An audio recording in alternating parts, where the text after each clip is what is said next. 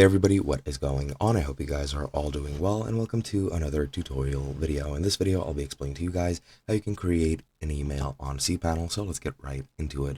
Now, I'll be using this official cPanel documentation since I myself do not have cPanel enabled, so I can't really show you guys by myself.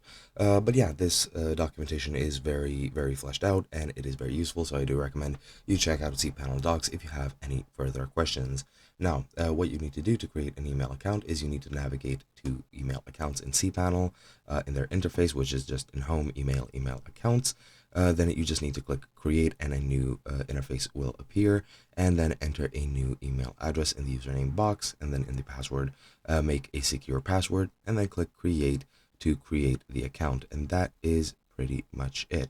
Now you can use webmail to check your account. You just need to navigate to your site url.com:2096.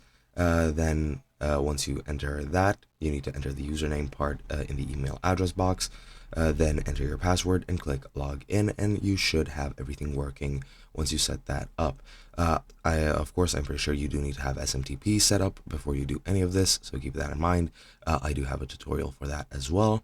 And to configure a client to check your email, just go into email accounts again, click connect devices, locate the mail client you'll be using in the application section of the mail client automatic configuration scripts, then review the system's instructions, then click proceed to continue, and the system will then attempt to download the script.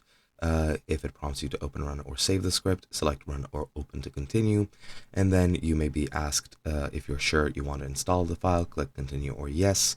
Then the system might prompt you to enter the email account's password. Just enter the password and click install, and then when everything is done, your mail client will open and log into your email account. And if your account has a lot of emails, it may take a while to download and synchronize, so don't panic if you do have a lot of emails.